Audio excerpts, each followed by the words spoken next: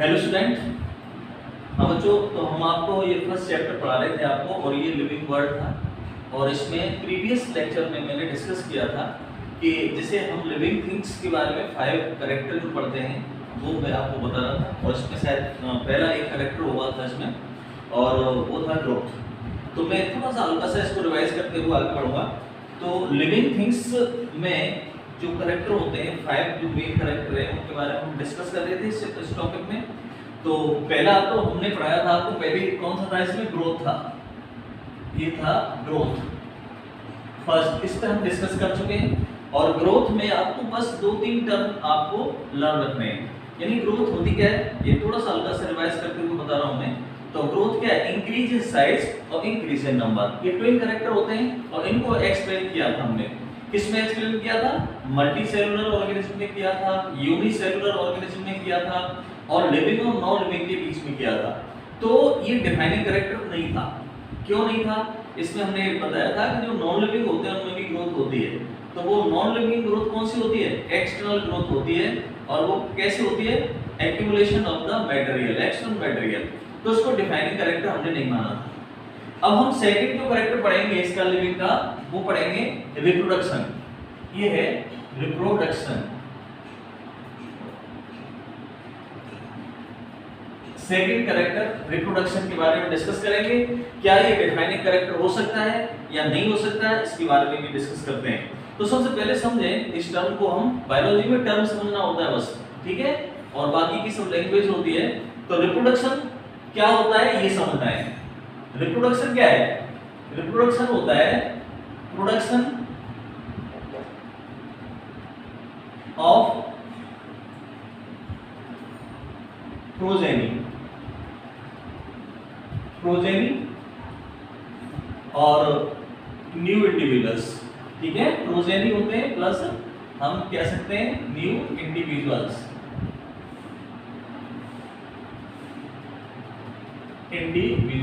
ठीक है। तो इनके नंबर में इंक्रीज होता है तो इस प्रोसेस को क्या बोलते हैं, प्रोडक्शन बोलते हैं। यानी हम क्या बोलेंगे इसको, रिप्रोडक्शन। रिप्रोडक्शन में यानी नंबर इंक्रीज होते हैं, ठीक है, किसके, प्रोजेनी ऑफस्प्रिंग्स होती हैं। तो इसमें यानी दोनों यूनिसेलुलर ऑर्गेनिज्म और मल्टीसेलुलर ऑर्गेनिज्म दोनों में ही रिप्रोडक्शन होता है। तो सबसे पहले बात करते हैं हम मल्टीसेलुलर ऑर्गेनिज्म जो होते हैं, मल्टीसेलुलर ऑर्गेनिज्म। मल्टीसेलुलर ऑर्गेनिज्म में रिप्रोडक्शन कैसे होता है, दे प्रोड्यूस द प्रोजेनी और offspring which are similar to that of those of parents. यानी जो फीचर्स होते हैं उनके वो अपने पेरेंट्स के जैसे होते हैं, ठीक है। तो इसको हम क्या कहते हैं, मल्टी सेलुलर ऑर्गेनिज्म में यानी प्रोडक्शन ऑफस्प्रिंग का होता है। और ये जो ऑफस्प्रिंग होती हैं वो यानी लेस और मोर, यानी कम या ज्यादा अपने जो पेरेंट्स होते हैं उनके जैसे कैरेक्टर होते हैं। तो इसको कहते हैं हम रिप्रोडक्शन। अब यूनिसेलुलर जो ऑर्गेनिज्म होते हैं, यूनिसेलुलर ऑर्गेनिज्म में रिप्रोडक्शन कैसे होता है, इसमें होता है increase in number of cells, increase in number of cells, number of cells. इन सेल में जो नंबर है वो इंक्रीज हो जाता है। जैसे यूनिसेलुलर ऑर्गेनिज्म होते हैं, कौन से होते हैं, जैसे यूनिसेलुलर बैक्टीरिया है, अमीबा है, पैरामीशियम है, ठीक है। तो इनमें क्या है, सेल में नंबर में इंक्रीज होता है, तो इसको हम रिप्रोडक्शन बोलते हैं। और ये हमने पहले डिस्कस किया था, इन जो यूनिसेलुलर ऑर्गेनिज्म होते हैं उनमें ग्रोथ और रिप्रोडक्शन जो है वो क्या होते हैं, यानी ट्विन कैरेक्टर होते हैं, साइनोनिम्स होते हैं, यानी सिमिलर होते हैं इसमें, ठीक है। तो ये हो गए, यानी हमने सबसे पहले क्या समझा, रिप्रोडक्शन क्या होता है ये समझा, और यूनिसेलुलर मल्टीसेलुलर ऑर्गेनिज्म में रिप्रोडक्शन क्या होता है, और ये हो गया यानी यूनिसेलुलर ऑर्गेनिज्म में रिप्रोडक्शन कैसे होता है। अब हम ये देखते हैं कि क्या नॉन लिविंग थिंग्स जो होती हैं उनमें रिप्रोडक्शन होता है क्या, नहीं। यानी कोई भी नॉन लिविंग जो ऑर्गेनिक नॉन लिविंग्स में रिप्रोडक्शन क्या है, एब्सेंट होता है। रिप्रोडक्शन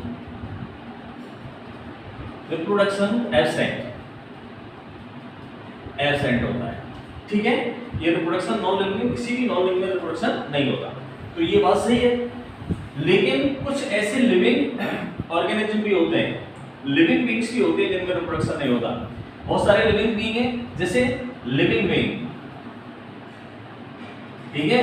तो लिविंग बीइंग में भी कुछ लिविंग बीइंग में जिनमें रिप्रोडक्शन नहीं होगा, वो कौन कौन से लिविंग बीइंग्स होते हैं, जैसे एक तो होता है स्टीराइल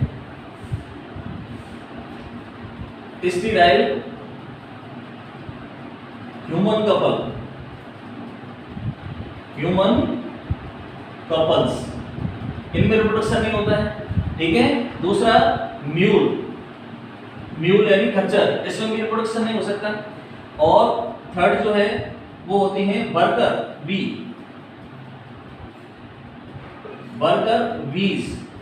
जो हनी बीज होती हैं, वर्कर बी जो होती हैं, उनमें भी रिप्रोडक्शन नहीं होता। तो इसका मतलब ये हमें यहाँ अब ये 2 पॉइंट हमें एम्फेसिस करके समझने हैं कि देखो यहाँ नॉन लिविंग में कोई भी रिप्रोडक्शन नहीं होता, किसी भी नॉन लिविंग में कोई रिप्रोडक्शन नहीं होता, एब्सेंट होता है। और लेकिन जो लिविंग बीइंग होती है उनमें भी रिप्रोडक्शन एब्सेंट होता है। इन तीनों चीज में ये क्या होगा, रिप्रोडक्शन एब्सेंट होता है, ठीक है। रिप्रोडक्शन नॉट फाउंड, इनमें रिप्रोडक्शन नहीं होता। तो ये इसका एक्सेप्शन हो गया, यानी इस कैरेक्टर का एक्सेप्शन है लिविंग बीइंग, तो इसलिए ये क्या है, ये डिफाइनिंग कैरेक्टर नहीं होगा, यानी रिप्रोडक्शन डिफाइनिंग कैरेक्टर नहीं हो सकता है। क्यों नहीं हो सकता, क्योंकि बहुत सारे ऐसे लिविंग बीइंग हुए होते हैं जिनमें रिप्रोडक्शन नहीं होता। और जब डिफाइनिंग कैरेक्टर के लिए क्या होना चाहिए, यानी कोई भी एक्सेप्शन नहीं होना चाहिए उस कैरेक्टर का। तो इसमें यहाँ पर ये एक्सेप्शन आ गया, तो हम इसको डिफाइनिंग कैरेक्टर नहीं कह सकते रिप्रोडक्शन को। जो डिफरेंट ऑर्गेनिज्म होते हैं उनमें रिप्रोडक्शन कितने टाइप का होता है, 2 टाइप का रिप्रोडक्शन होता है, ठीक है। देखो टाइप्स ऑफ रिप्रोडक्शन, यहाँ थोड़ा सा हम इसको एक्सप्लेन करेंगे।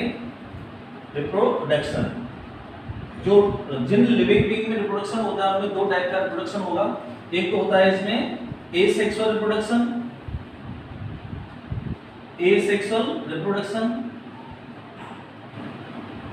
और दूसरा होता है इसमें सेक्सुअल रिप्रोडक्शन।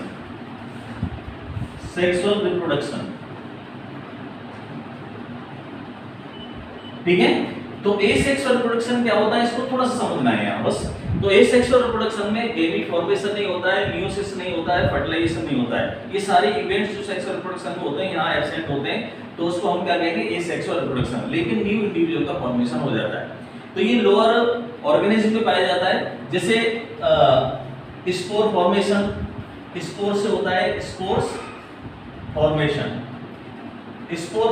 यानी स्पोर से रिप्रोडक्शन होता है। और ये एल्गी में पाया जाता है, फंजाई में पाया जाता है। इसमें स्पोर्स बनते हैं, एसेक्सुअल स्पोर्स बनते हैं, और इनसे नया ऑर्गेनिज्म का डेवलपमेंट हो जाता है। दूसरा होता है इसमें बडिंग। देखो बडिंग क्या होती है, जब कोई ऑर्गेनिज्म है उस पर आउटग्रोथ निकल आए, एक्सटर्नल आउटग्रोथ निकल आती है, और ये जो पेरेंट प्लांट या पेरेंट ऑर्गेनिज्म से अलग हो जाती है, सेपरेट होने के बाद नया इंडिविजुअल का फॉर्मेशन कर देती है, तो इसको हम क्या कहते हैं, बडिंग। जैसे हाइड्रा में पाई जाती है और ईस्ट में पाई जाती है। ईस्ट क्या है, फंजाई होता है, ईस्ट और हाइड्रा, इन दोनों में बडिंग के थ्रू रिप्रोडक्शन होता है। तो ये बडिंग हो गया। अब नेक्स्ट है इसमें फ्रेगमेंटेशन। ठीक है। फ्रेगमेंटेशन में क्या होता है, जब कोई ऑर्गेनिज्म छोटे छोटे यानी फ्रेगमेंट में टूट जाता है, ब्रेक डाउन हो जाता है, और हर फ्रेगमेंट से एक नया ऑर्गेनिज्म का फॉर्मेशन हो जाता है। जैसे फिलामेंटस सेल भी होती हैं, इनमें फ्रेगमेंटेशन हो जाता है। फ्रेगमेंट और फंजाई में भी होता है। फंजाई का जो माइसीलियम है वो कई फ्रेगमेंट में टूट जाता है, टूटने के बाद नया ऑर्गेनिज्म का फॉर्मेशन कर देता है। तो ये हो गया। फिर है नेक्स्ट रीजनरेशन। यहाँ थोड़ा सा हमें समझना पड़ेगा रीजनरेशन, ठीक है। तो मैं इसको रीजनरेशन को थोड़ा इधर समझाऊंगा। रीजनरेशन 2 टाइप का होता है, तो ये मैं मिटा देता हूं, और यहाँ मैं आपको समझाने वाला हूं रीजनरेशन, क्योंकि ये थोड़ा समझना पड़ेगा हमें। तो ये हो गया रीजनरेशन। तो रीजनरेशन 2 टाइप का होता है। एक तो होता है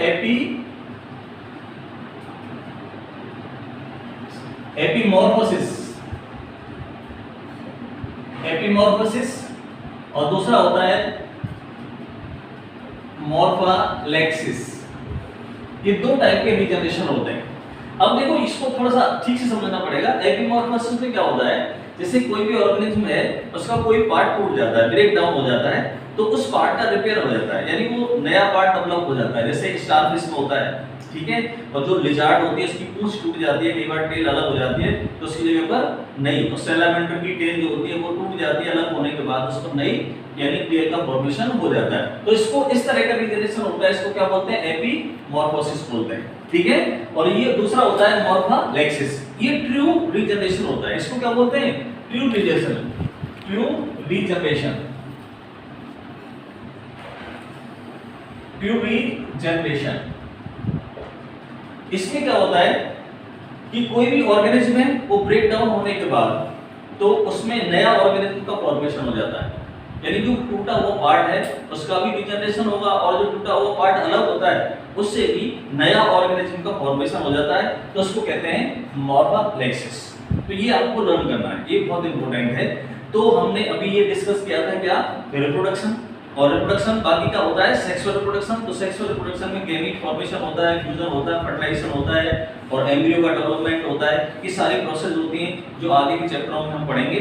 तो दो टाइप के रिप्रोडक्शन यहाँ हमें समझने के लिए क्या था, मोस्ट इंपोर्टेंट जो चीज थी वो थी रीजनरेशन। तो रीजनरेशन अब आपको बताया है, तो ये किसमें पाया जाता है, इसे सैलामेंडर होता है, सैलामेंडर, सैलामेंडर लिजार्ड होती है, ठीक है। और ये किसमें पाया जाता है, प्लेनेरिया, प्लेनेरिया, ठीक है। तो इसमें अगर इसको टूट जाता है पार्ट तो उससे नया ऑर्गेनिज्म का फॉर्मेशन हो जाता है, तो इसलिए इसको क्या कहते हैं, ट्रू रीजनरेशन कहते हैं। तो बच्चों अभी हमने क्या रिप्रोडक्शन पढ़ा, और रिप्रोडक्शन को ये देखा कि डिफाइनिंग कैरेक्टर है या नहीं। तो हमने रिप्रोडक्शन बताया, रिप्रोडक्शन होता क्या है, यानी प्रोडक्शन होता है न्यू ऑफस्प्रिंग का, न्यू इंडिविजुअल्स बनते हैं, ठीक है।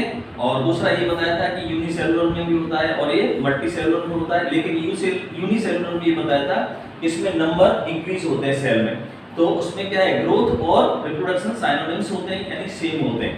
उसके बाद हमने ये बताया कि कोई भी ऐसा यानी नॉन लिविंग थिंग्स नहीं है जिसमें रिप्रोडक्शन पाया जाता हो, लेकिन ऐसे बहुत सारे लिविंग बीइंग होती हैं जिनमें रिप्रोडक्शन नहीं होता है, तो इसलिए इसका एक एक्सेप्शन है, तो ये डिफाइनिंग कैरेक्टर नहीं होता, यानी ग्रोथ और रिप्रोडक्शन दोनों ही डिफाइनिंग कैरेक्टर नहीं होते हैं। तो ग्रोथ में तो हमने ये बताया था कि उसमें एक्सटर्नल एक्यूमुलेशन से जो होती है, ठीक है, जो ग्रोथ होती है उसको हम नॉन लिविंग में पाई जाती है, और यहाँ हमने ये बता दिया कि जो रिप्रोडक्शन है वो लिविंग में एब्सेंट होता है, तो ये दोनों ही क्या हुए, यानी नॉन डिफाइनिंग कैरेक्टर होते हैं, तो ये डिफाइन नहीं करते।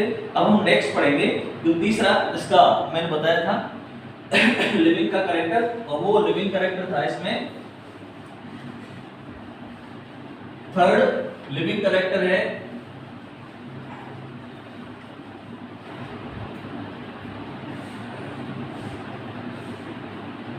Metabolism.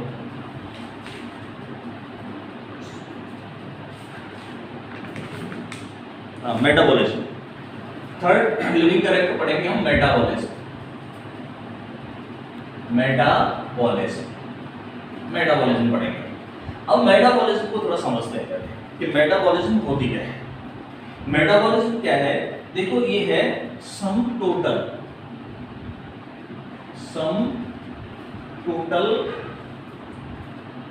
Number of chemical reactions found in body, ठीक है। लिविंग ऑर्गेनिज्म की बॉडी में जो भी केमिकल रिएक्शंस होते हैं, टोटल जितने भी केमिकल रिएक्शन होते हैं सबको मिलाकर के क्या बोलते हैं, हम मेटाबॉलिज्म बोल देते हैं, ठीक है। अब ये देखते हैं कि मेटाबॉलिज्म यानी मल्टीसेलुलर और यूनिसेलुलर दोनों ही टाइप के ऑर्गेनिज्म में मेटाबॉलिज्म होती है, यानी मल्टीसेलुलर ऑर्गेनिज्म में भी मेटाबॉलिज्म होगी और यूनिसेलुलर ऑर्गेनिज्म में भी मेटाबॉलिज्म होती है।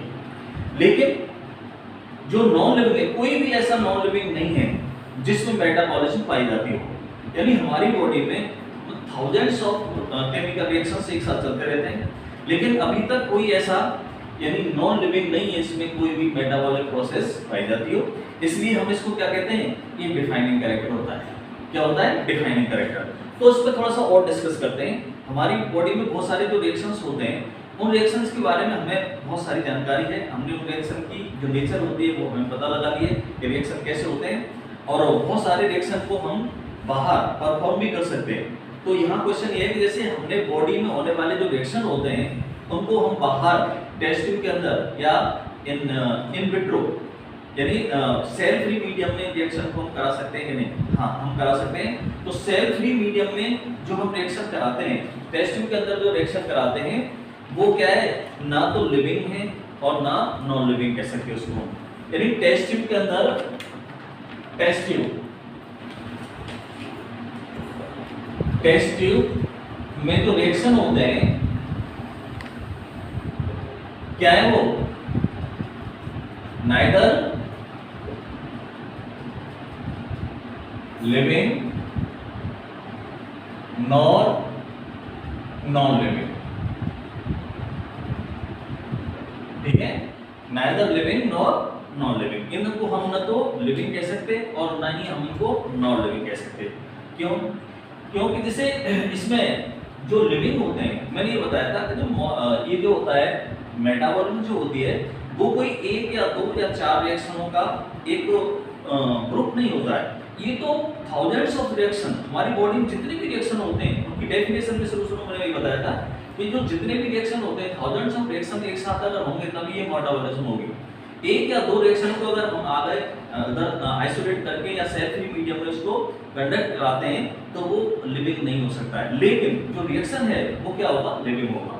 तो यहाँ ये बात समझने की है कि ये जो रिएक्शन हम टेस्ट ट्यूब में कराते हैं, सेल फ्री मीडियम में कराते हैं, इन विट्रो में कराते हैं, वो ना तो लिविंग की कैटेगरी में आएंगे और ना ही नॉन लिविंग की कैटेगरी में आएंगे। तो लिविंग की कैटेगरी में क्यों नहीं आएंगे? ये इसलिए नहीं आएंगे कि जो बॉडी में तो हजारों रिएक्शन एक साथ चलते हैं, तो हजारों रिएक्शन का जो सम टोटल होता है उसको हम क्या कहते हैं, मेटाबॉलिज्म कहते हैं। लेकिन एक या दो या कुछ जो रिएक्शन है उनके ग्रुप को मेटाबॉलिज्म नहीं कह सकते, इसलिए उसको हम लिविंग नहीं कहेंगे। लेकिन जो रिएक्शन होगा वो लिविंग होगा। रिएक्शन कैसे लिविंग होगा? रिएक्शन इस तरह से जैसे हमारी बॉडी में जो पाए जाने वाले रिएक्शन है वो सिमिलर ऐसे ही होता है रिएक्शन, तो हम रिएक्शन को तो लिविंग कहेंगे, लेकिन हम इसको जो टोटल मिलाकर के जो मीडियम होगा उसको हम लिविंग थिंग्स नहीं कह सकते। और हमारी जो बॉडी है उसमें थाउजेंड्स ऑफ केमिकल्स पाए जाते हैं और इनमें कंटिन्यूअसली रिएक्शन होते रहते हैं और नए मॉलिक्यूल्स का इसमें नए जो केमिकल्स है उनका फॉर्मेशन इसके अंदर होता रहता है। तो ये जो और ये मैंने पहले बताया था कि ये किसी भी नॉन लिविंग ऑर्गेनिज्म में मेटाबॉलिक प्रोसेस नहीं पाई जाती है, इसलिए ये जो मेटाबॉलिज्म होता है ये डिफाइनिंग कैरेक्टर माना जाएगा। क्या माना जाएगा? डिफाइनिंग कैरेक्टर होता है, क्लियरली डिफाइनिंग कैरेक्टर, इसका कोई एक्सेप्शन नहीं होता। तो ये मैंने आपको डिस्कस किया, ठीक है। तो ये दोनों में पाया जाता है, यूनिसेलुलर ऑर्गेनिज्म में भी होता है, मैंने ये बता दिया था पहले, मल्टीसेलुलर ऑर्गेनिज्म में भी होता है और इसको हम सेल के बाहर भी परफॉर्म करा सकते हैं, ये बता दिया। लेकिन सेल से हाँ यहाँ क्वेश्चन है, ये मैं बार बार आपसे कह रहा हूँ कि जैसे सेल फ्री मीडियम में जो रिएक्शन होता है उसको हम ना तो लिविंग कह सकते हैं ना नॉन लिविंग कह सकते हैं, ठीक है। लेकिन अब क्या है, जब नॉन लिविंग है लेकिन जो रिएक्शन है वो सिमिलर होता है लिविंग रिएक्शन के, ठीक है। इसलिए तो इसका कोई एक्सेप्शन नहीं हुआ, और जब एक्सेप्शन नहीं होता है तो ये मेटाबॉलिज्म जो है वो क्या है, एक डिफाइनिंग कैरेक्टर होता है लिविंग ऑर्गेनिज्म का। अब हम नेक्स्ट चलते हैं और नेक्स्ट पे है सेलुलर ऑर्गेनाइजेशन, यानी फोर्थ मैंने जो कैरेक्टर बताया था वो बताया था आपको सेलुलर ऑर्गेनाइजेशन। सेलुलर ऑर्गेनाइजेशन यानी लिविंग थिंग्स का ये कैरेक्टर है सेलुलर ऑर्गेनाइजेशन, फोर्थ कैरेक्टर है। तो इसमें क्या है ना, ये फोर्थ कैरेक्टर यानी कोई भी जो लिविंग ऑर्गेनिज्म होते हैं उनकी फंडामेंटल जो यूनिट होती है स्ट्रक्चरल फंक्शनल वो क्या होती है, सेल होती है, सेल होती है। यानी सभी कोई भी ऑर्गेनिज्म हो या तो प्रोकैरियोटिक होगी या यूकैरियोटिक सेल होगी और वो उसकी फंडामेंटल और फंक्शनल यूनिट होती है सेल, ठीक है। तो ये होगी। अब जैसे इसमें यूनिसेलुलर और मल्टीसेलुलर ऑर्गेनिज्म होते हैं, मल्टीसेलुलर जो ऑर्गेनिज्म होते हैं बहुत सारी सेल्स के बने होते हैं, टिश्यू बने होते हैं उनमें, और आगे का जो ऑर्गेनाइजेशन है उसमें कॉम्प्लेक्सिटी बढ़ती चली जाती है। लेकिन यूनिसेलुलर ऑर्गेनिज्म में सारे के सारे जो बायोलॉजिकल फंक्शन होते हैं वो सिंगल सेल में परफॉर्म हो जाते हैं, और अगर कोई भी चीज है या anything which is less than the cell, ठीक है, can not show the free existence of the life, यानी सेल से कम कोई भी चीज है तो वो अपनी फ्री एग्जिस्टेंस को शो नहीं कर सकती। इसलिए सेल क्या है, एक डिफाइनिंग कैरेक्टर यानी सेलुलर ऑर्गेनाइजेशन भी क्या है ऑर्गेनिज्म का, यानी जो लिविंग थिंग्स का डिफाइनिंग कैरेक्टर होता है। जैसे सेल से लेस देन सेल क्या है, लेस देन सेल जैसे वायरस है, हम वायरस कह सकते हैं, वायरस कोई सेल नहीं होती, ठीक है, तो उसकी कोई फ्री एग्जिस्टेंस नहीं होती लाइफ की, और वो यानी उसको हम लिविंग थिंग्स नहीं कहते हैं, उसको नाइदर लिविंग कहते हैं और न तो उसको हम क्या कहेंगे, जब सेल के अंदर है तो ये अपना फंक्शन करना शुरू कर देता है, जब सेल के अंदर बाहर होता है तो ये इनर्ट पड़ा रहता है। तो ये हो गया यानी सेलुलर ऑर्गेनाइजेशन। तो सेलुलर ऑर्गेनाइजेशन को हम डिफाइनिंग कैरेक्टर मान सकते हैं। अब है नेक्स्ट है कॉन्शियसनेस।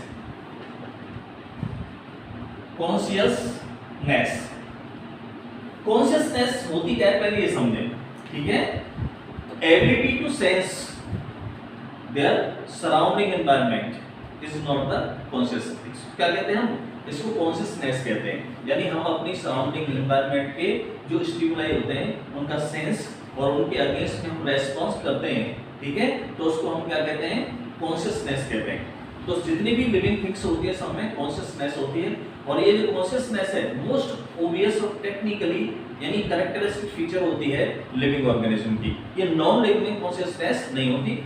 तो ये एनिमल और प्लांट दोनों में पाई जाती है, और जो भी एनिमल होते हैं अपने सराउंडिंग के आसपास जो भी चेंज होता है उसको केमिकल, फिजिकल या जो भी चेंजेस होंगे उनको यानी उनके अगेंस्ट में रेस्पॉन्ड करते हैं। प्लांट भी रेस्पॉन्ड करते हैं, जैसे बहुत सारे प्लांट होते हैं पर्टिकुलर पीरियड में ही फ्लावरिंग होती है तो उसको फोटो पीरियडिज्म कहते हैं, यानी प्लांट लाइट के टेम्परेचर और केमिकल्स पॉल्यूशन के अगेंस्ट में रेस्पॉन्ड करते हैं। तो कुछ प्लांट में जो फ्लावरिंग होती है वो पर्टिकुलर एक पीरियड में होती है, तो वो क्या हुआ यानी डे टाइम में यानी लाइट के अगेंस्ट एक रेस्पॉन्स है, उसको फोटो पीरियडिज्म कहते हैं। ऐसे ही बहुत सारे एनिमल होते हैं जो पर्टिकुलर टाइम पर ही क्या करते हैं यानी ब्रीडिंग होती है उनमें, तो वो भी जो टेम्परेचर या टाइम के अगेंस्ट में अपने को आपको रेस्पॉन्ड करते हैं, तो इसको क्या कहते हैं, कॉन्शियसनेस कहते हैं। लेकिन कॉन्शियसनेस और दूसरा है सेल्फ कॉन्शियसनेस, ये बहुत समझना है। सेल्फ कॉन्शियसनेस और कॉन्शियसनेस में क्या डिफरेंस होता है। देखो कॉन्शियसनेस तो है जैसे जो भी चेंज है उसको वो रेस्पॉन्ड करते हैं, जनरली सिंपली रेस्पॉन्ड करते हैं। लेकिन सेल्फ कॉन्शियसनेस किसमें पाई जाती है, ह्यूमन में पाई जाती है। और ह्यूमन में क्यों होती है सेल्फ कॉन्शियसनेस, सेल्फ कॉन्शियसनेस इसलिए होती है इसमें well developed nervous system, well developed nervous system होता है, और इसमें हाई लेवल का कम्युनिकेशन होता है। तो इसकी हेल्प से ये अपने एनवायरनमेंट में होने वाले चेंजेस को पहले ही प्रिडिक्ट कर लेता है, और होने वाले चेंज के अगेंस्ट में बहुत फास्ट रैपिड रेस्पॉन्ड कर लेते हैं, और इनमें अपने एनवायरनमेंट में थोड़ा बहुत एक लिमिटेड चेंज करने की भी कैपेसिटी होती है। ये केवल ह्यूमन में होती है, बाकी किसी में नहीं होती। तो इसको कहते हैं सेल्फ कॉन्शियसनेस। सेल्फ कॉन्शियसनेस का मतलब क्या हो गया, यानी इनमें वेल डेवलप्ड नर्वस सिस्टम हुआ, इनमें वेल कम्युनिकेशन होता है, और ये प्रिडिक्ट कर लेते हैं किसी भी घटना को, और उसके अगेंस्ट में बहुत जल्दी फास्ट रेस्पॉन्ड करते हैं, और अपने एनवायरनमेंट में थोड़ा बहुत यानी लिमिटेड चेंज भी कर सकते हैं। तो इसको कहेंगे सेल्फ कॉन्शियसनेस, जो दूसरे ऑर्गेनिज्म में नहीं होती। ठीक है। दूसरा इसमें यह है कि जैसे कोई पेशेंट है वो कोमा में चला जाता है, उसका ब्रेन काम नहीं करता और वो मशीन पे है, डायलिसिस पे है, तो उसमें उसको क्या कहेंगे, वो कॉन्शियसनेस है या उसमें सेल्फ कॉन्शियसनेस है। तो हम ये कहेंगे उसमें क्या है, कॉन्शियसनेस तो होती है क्योंकि वो लिविंग होता है, लेकिन उसमें सेल्फ कॉन्शियसनेस नहीं होती क्योंकि उसके जो ऑर्गन होते हैं उनका कम्युनिकेशन उसमें नहीं हो पाता है। तो उसमें सेल्फ कॉन्शियसनेस नहीं होगी, यानी कोई भी कोमा में है पर्सन तो उसमें सेल्फ कॉन्शियसनेस नहीं होती है, केवल उसमें क्या पाई जाती है, केवल उसमें कॉन्शियसनेस होती है, वो लिविंग होता है। तो इस तरह से ये जो कॉन्शियसनेस है ये डिफाइनिंग कैरेक्टर होता है ऑर्गेनिज्म का। ठीक है, तो ये हो गया। तो लिविंग थिंग्स क्या है, एक सिस्टम है। लिविंग थिंग्स कैसा सिस्टम है, सेल्फ रेप्लिकेटिंग सिस्टम है, ठीक है, और ये सेल्फ रेस्पॉन्डिंग सिस्टम होता है, रेस्पॉन्ड भी करता है, इवॉल्विंग सिस्टम है, यानी एक सिस्टम है और ये क्या करता है, ये इस सिस्टम मिल करके एनवायरनमेंट के अगेंस्ट रेस्पॉन्ड करते हैं। और दो मेन कैरेक्टर और होते हैं लिविंग थिंग्स के, वो कौन से होते हैं, वो होते हैं एडेप्टेशन, एक तो होता है एडेप्टेशन और एक इवोल्यूशन। ठीक है, तो ये दो कैरेक्टर और होते हैं। तो इसी के साथ ये जो है पांच जो पॉइंट थे हमारे लिविंग थिंग्स के, ये फिनिश हो जाते हैं। अब हम नेक्स्ट टॉपिक की बात नेक्स्ट लेक्चर में करेंगे। तो 1 मिनट में मैं सारा समझा देता हूँ। बच्चों, हमने लिविंग थिंग्स के कैरेक्टर पढ़े थे 5। सबसे पहले ग्रोथ पढ़ा था, उसके बाद रिप्रोडक्शन पढ़ा। तो ग्रोथ और रिप्रोडक्शन क्या है? ये नॉन डिफाइनिंग कैरेक्टर होते हैं, ठीक है। दूसरा हमने पढ़ा था उसके बाद मेटाबॉलिज्म पढ़ा, मेटाबॉलिज्म के बाद सेलुलर ऑर्गेनाइजेशन, और सबसे बाद पढ़ा था हमने कॉन्शियसनेस, ठीक है। तो इनका हमने ठीक से मतलब समझा। तो ये इसका टॉपिक हो गया, और नेक्स्ट टॉपिक आगे पढ़ाएंगे। Okay, bye.